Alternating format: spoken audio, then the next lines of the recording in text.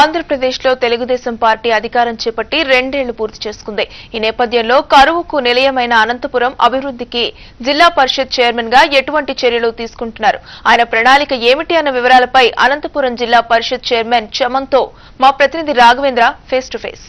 సుదీర్ఘకాలం అనంతరం అనంతపురం జిల్లా జెడ్పీ చైర్మన్ పీఠం తెలుగుదేశం పార్టీకి దక్కింది. దాంట్లో భాగంగా అనంతపురం జెడ్పీ చైర్మన్గా పరిటాల రవి ముఖ్య అనుచరుడైన చమన్స్లో అనంతపూర్ జెడ్పీ చైర్మన్గా ఎన్నుకోబడ్డారు. దీంట్లో భాగంగా అనంతపురం జిల్లా అభివృద్ధిలో పూర్తి చేసుకున్న సందర్భంగా 2 ఏళ్లలో ఏ అభివృద్ధి కార్యక్రమాలు తీసుకొచ్చారో ఒకసారి మనతోటి చమన్ సాబ్ గారు ఉన్నారు, వారిని అడిగి తెలుసుకున్నారు.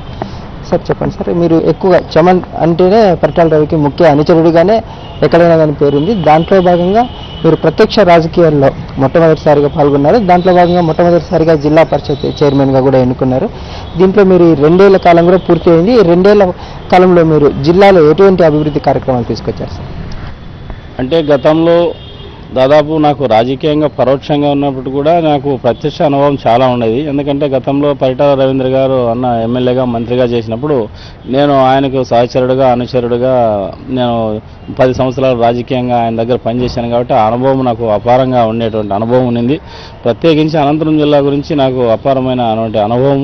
దాదాపు 30 సంవత్సరాల నుంచి కూడా పరోక్ష రాజకీయాల్లో కూడా మేము పనిచేసినప్పుడు కూడా ఈ జిల్లా గురించి మంచి అవగాహన, బడుగు బలహీన వర్గాలుగా అయితేనేమి సంపన్న కుటుంబాలు అయితేనేమి ఏ రకంగా జీవనం సాగిస్తున్నాయి, ఈ అనంతపురం జిల్లా కరువు జిల్లా ఎందుకోసం కరువు జిల్లాగా ఉందనేటువంటి విషయాల్ని బాగా మనకు అవగాహన ఉన్నటువంటి జిల్లా కాబట్టి నాకు జిల్లా పరిషత్ చైర్మన్గా నేను బాధ్యతలు చేపట్టినటువంటి మంచి నాకు ఈ జిల్లా పరిషత్ చైర్మన్గా సునాయాసంగా నేను అభివృద్ధి వైపు నడిపిస్తూ ప్రజలతో మమేకమై పనిచేయడానికి నాకు ఒక ఈజీ మార్గం అయిందని అనుకుంటున్నాను. ముఖ్యంగా చంద్రన్న బాట ప్రతి గ్రామానికి నిర్మించాలనేసి ముఖ్యమంత్రి తీసుకుంటున్నారు. దాంట్లో భాగంగా మీరు జిల్లాలో ఎన్ని కిలోమీటర్లు నిర్మించారు, ఎట్లా చేశారు? అవి రోడ్లకు సంబంధించి పోయిన సంవత్సరం ఈ సంవత్సరం దాదాపు 800 కిలోమీటర్ల దూరం రోడ్లని మేము జిల్లా పరిషత్ ద్వారా, అంటే ఎమ్మెల్యేలు మంత్రుల గ్రాంట్లు కాకోకుండా జిల్లా పరిషత్ నిధుల ద్వారానే దాదాపు 80 రోడ్లు సీసీ రోడ్లు నిర్మించడం కూడా జరిగిందండి. సార్, ఇప్పుడు స్వచ్ఛ భారత్ దేశమంతా మోడీ గారి హయాంలో స్వచ్ఛ భారత్ కార్యక్రమం జరుగుతుంది. దీంట్లో భాగంగా ఇంకా మరుగుదొడ్లు రహిత గ్రామంగా ఉన్నారు. దాంట్లో మీరు ఏ విధంగా చర్యలు తీసుకుంటున్నారు, ఎన్ని నిర్మించారు?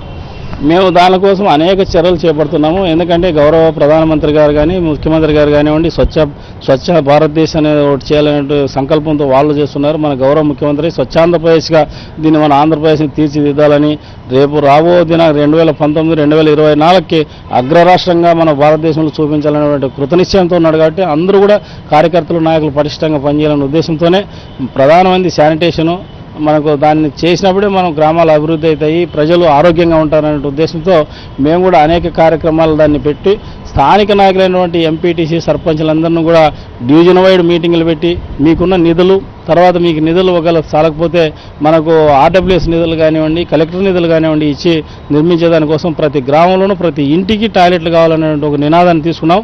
ఇప్పుడు దాదాపు 2 డివిజన్లో మీటింగ్లు కూడా అయిపోయినాయి. ఇంకా 3 డివిజన్లో మీటింగ్లు కూడా పెట్టాలనుకున్నాం. రెవెన్యూ డివిజన్ వైడ్ మీటింగ్ పెట్టి వాళ్ళకి శిక్షణ కూడా ఇస్తున్నాం ఎంపీటీసీలకి సర్పంచ్లకి.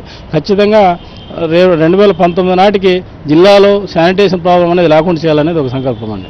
అడవులను పెంచడానికి మామూలు జిల్లాలో మొక్కలు కూడా నాటడానికి మీరు ఎటువంటి చర్యలు తీసుకున్నారు? కానీ గౌరవ ముఖ్యమంత్రి గారు వచ్చిన తర్వాత నీరు చెట్టు అనేటువంటి కార్యక్రమాన్ని తీసుకొని ఇప్పుడు చెట్లు నాటడంలో దాదాపు ఇప్పటికే మన జిల్లాలో 8 లక్షల మొక్కలు మనం ఈ సంవత్సరం నాటడం కూడా జరిగింది.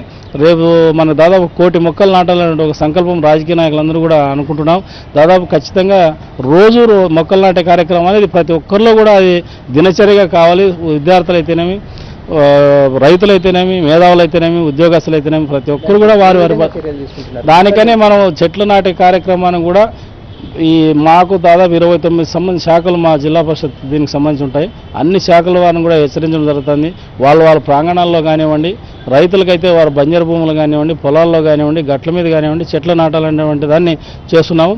ఇది మన శానిటేషన్ అయితే ఏ రకంగా అయితే మనం చైతన్యం చేస్తున్నామో అదే రకంగానే ప్రతి ఒక్కరికి ప్రతి మీటింగ్లో జనరల్ బాడీ మీటింగ్ కానీ, స్టాండింగ్ కమిటీల మీటింగ్ కానీ, తర్వాత ఈ మన జోనల్ వైజ్ పెట్టే మీటింగ్లో కానీ చెట్లు నాటే కార్యక్రమం ముందుగా తీసుకుంటున్నాం. మేము కూడా ఈ నెల అంతా కూడా చాలా చోట్ల చెట్లు నాటడం కూడా జరిగింది. రేపు నెల నుంచి కూడా ఇంకా వర్షాలు మనకు పడుతున్నాయి కాబట్టి చెట్లు నాటే కార్యక్రమమే ఒక భాగంగా గౌరవ ముఖ్యమంత్రి గారు పిలుపు ఇచ్చారు కాబట్టి ఆ పిలుపు మేరకు ప్రతి ఒక్కరూ చెట్లే నాటుతున్నామండి. మీరు స్వతహాగా కళాకారులు, అదేవిధంగా మీరు జిల్లాలో చాలామంది కళాకారులకు గుర్తింపు లేకుండా పోయింది. ఈ కళాకారులను గుర్తించి వారికి ఏ విధంగా సాయం అందించదలిచారు మీరు? కళల పట్ల ముందు నుంచి నాకు అంటూ ఒక అభిమానము, గౌరవము. నేను ఒక కళాకారుడిగా, ఎందుకంటే ఎన్టీ రామారావు వారసులుగా మేము రామారావు యొక్క అభిమానులు మేము. కాబట్టి మా తెలుగుదేశం పార్టీ ఆవిర్భవించింది కళాకారుల ఎక్కువ నుంచి వచ్చినటువంటి పార్టీ ఇది. కళాకారుడే మాకు వ్యవస్థాపకుడు. కాబట్టి అటువంటి ప్రభుత్వంలో కళాకారులు ఇబ్బంది పడకూడదనే ఉద్దేశంతోనే మా గౌరవ ముఖ్యమంత్రి గారు కళాకారుల కోసం గత ప్రభుత్వాలు ఎవరు కూడా మనల్ని దృష్టిలో పెట్టుకుని వాళ్ళు చేయలేసినటువంటి పరిస్థితి పోలేదు.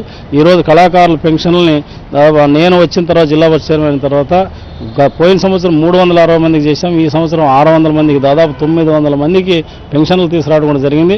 వాళ్ళకి శిక్షణా కార్యాలయం కూడా కావాలని చెప్పిన ఉద్దేశంతోనే మా జిల్లా పరిషత్ ప్రాంగణంలోనే వాళ్ళకి శిక్షణ ఇచ్చేదానికి కూడా ఒక భవనం ఇచ్చి రోజు కళాకారులకి శిక్షణా కార్యక్రమం కూడా జరుగుతుంది. ఇంకా అనేక కార్యక్రమం, అంటే వాళ్ళకి ఇండ్ల పట్టాలు అయితేనేమి, ఇండ్ల హౌసెస్ కానీ రేపు జరగబోయే దినాల్లో మనకి ఇంకా హౌసింగ్ స్కీమ్ రాలేదు, త్వరలో వస్తుంది. వచ్చిన చోట ప్రతి ఏ కాన్స్టిట్యూన్సీలో ఉన్నటువంటి కళాకారులందరూ కూడా సపరేట్గా వాళ్ళకి పట్టాలు ఇచ్చి కళాకారుల కాలనీ అనేటువంటి నిర్మించాలని చెప్పినట్టు చాలా సంకల్పంతో ఉన్నామండి. ఇది జెడ్పీ చైర్మన్ రానున్న 3 సంవత్సరాల్లో జిల్లాలో ముఖ్యమంత్రి అనుగుణంగా ఇంకా ప్రతి ఒక్కటి అభివృద్ధి పదంలో నడిపిస్తామనేసి జెడ్పీ చైర్మన్ చమన్ సాబ్ గారు తెలుపుతున్నారు. కెమెరామెన్ భాషతో రాఘవేంద్ర, మహా న్యూస్, అనంతపురం.